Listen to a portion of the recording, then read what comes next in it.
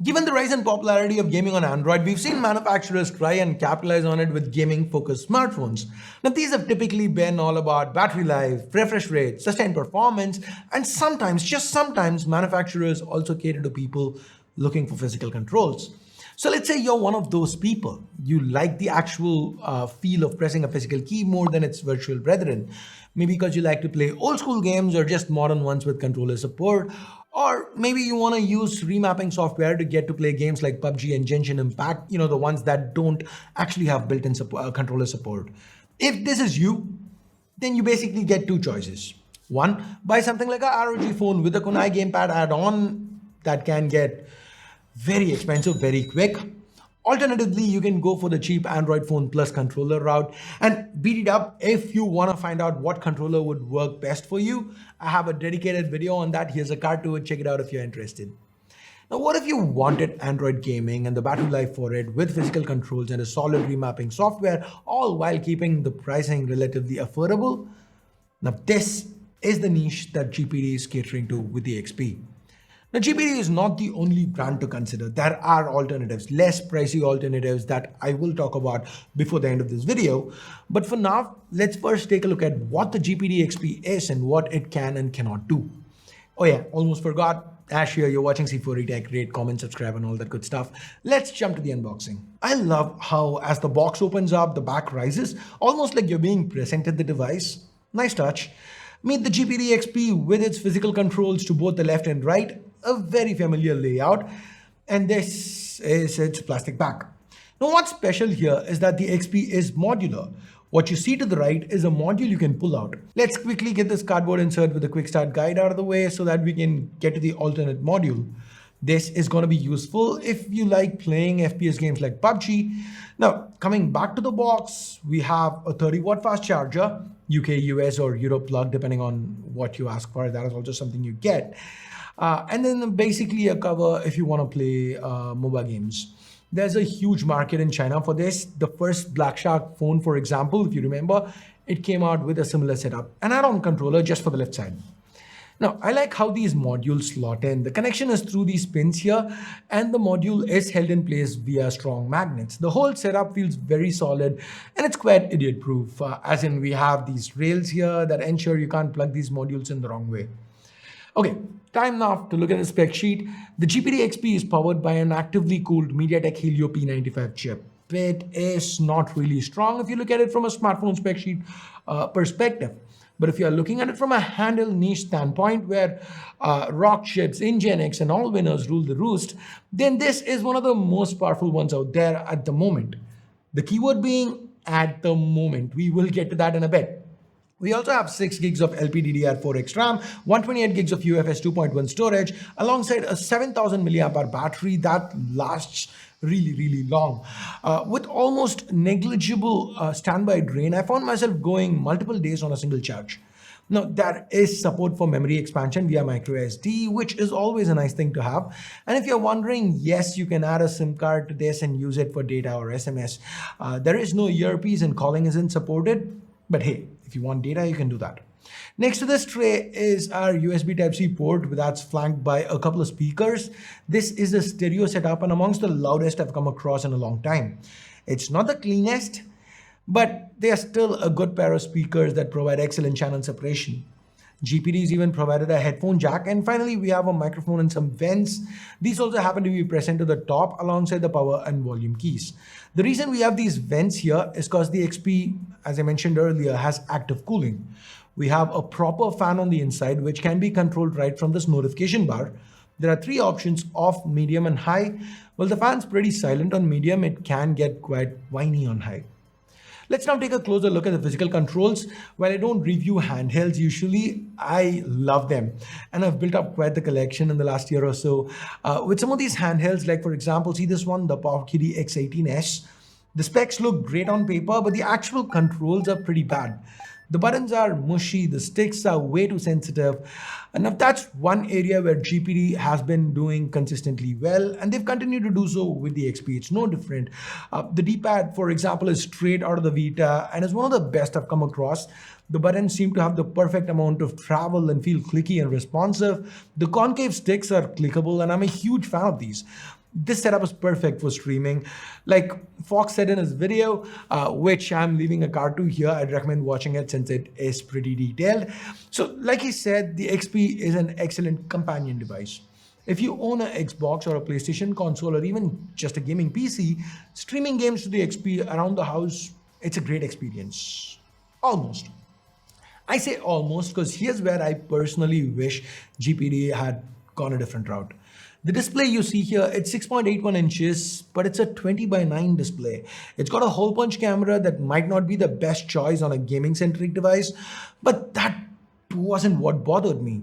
The aspect ratio, it's just not for me. My main use case for the XP is streaming or sometimes retro gaming, in which case, we are looking at 4 by 3 outputs, so about 40% of this panel is getting wasted, or 16 by 9 for say the PSP or game streaming, in which case we still lose a good 20% of screen real estate.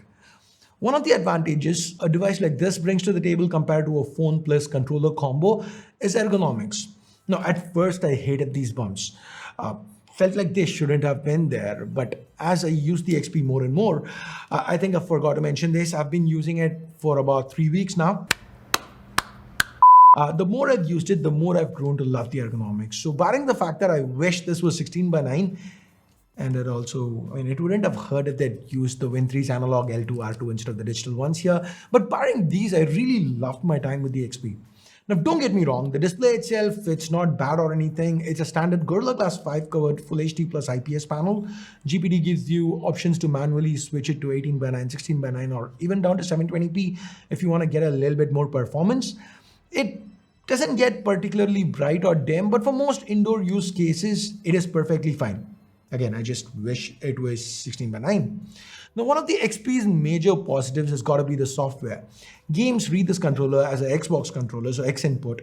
When they don't, when a controller is not supported, then this button here lights up. Tap on it and you get to drag every key at your disposal to trigger on-screen actions. Pretty simple and it works great. I did play a few games of PUBG and it was fine. It's not my cup of tea, but it is, if it's something that's gonna interest you, then it works great. If you're more the emulation kind of person, then this can run everything up to GameCube.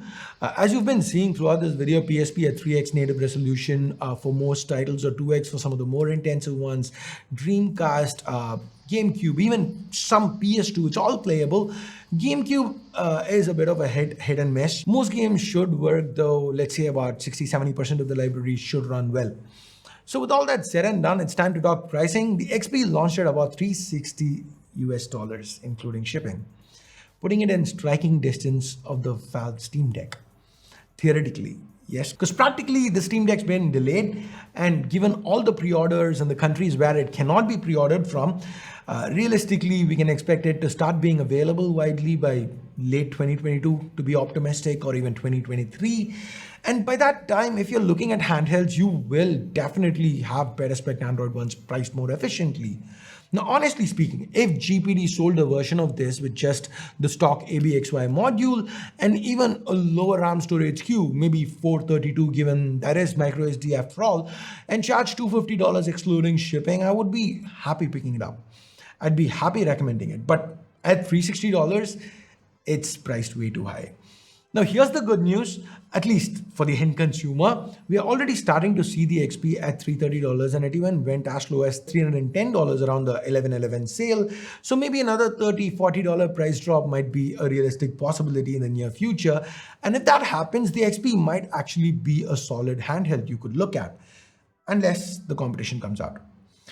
Okay, now the alternatives. If you're just looking at retro gaming and emulation, then the Retroid Pocket 2 Plus with its narrower display could be a good choice. It should be able to emulate a lot of systems that the XP does. Yes, the chip's weaker, but so's the price tag. A lot weaker, right? Now the PowerKitty X18S, it's got better internals than the Retroid Pocket 2 Plus, but it lacks L3R3 for streaming, and the build quality of PowerKitty devices, it's iffy at best. Remember what I said about those keys. Now the big ones around the corner are the Ein Odin that we have Taki shilling for heavily. But shills apart, it seems to be a very solid handheld. They seem to have an equally robust key mapper, 16 by 9 screen. It's priced at $285, including shipping. So a little cheaper, but they also have the more powerful Snapdragon 845 chip. So Android gaming should be a whole lot nicer. And the 845, the actively cooled 845, should be able to run a lot more GameCube too. Then there's the KTR1, a one-man show, which again is a Snapdragon 845 but with a 3x2 display. It's also expected to come in at under $300. Now, both these devices have seen a lot of delays, with the Odin expected to ship by the end of December or early Jan, and the KTR1 not having any shipping dates. Okay, yeah, and then there's also the Anbernic RG552, which is expected by December, late November maybe. That has an actively cooled rock chip RK3399 SoC that could also scratch the retro gaming edge. But for now, today, the GPD XP offers an excellent streaming and emulation experience if you're okay paying for all those extra bells and whistles that you might or might not actually use. So that's my take on the GPD XP, an amazing handheld with a few quirks that is led on by an asking price that's falling by the minute. So what do you think about this? Would you like for me to cover more niche products like this? Let me know in the comments below. And with that, we are at the end of this video. Thumbs up, thumbs down based on whatever you felt about it. Subscribe, turn on notifications by hitting that bell icon if you haven't yet. And thanks a lot for watching. Till next time, my name's Ash. You've been watching C4E Tech, and I'm signing off for now. You guys have a great day. Bye-bye.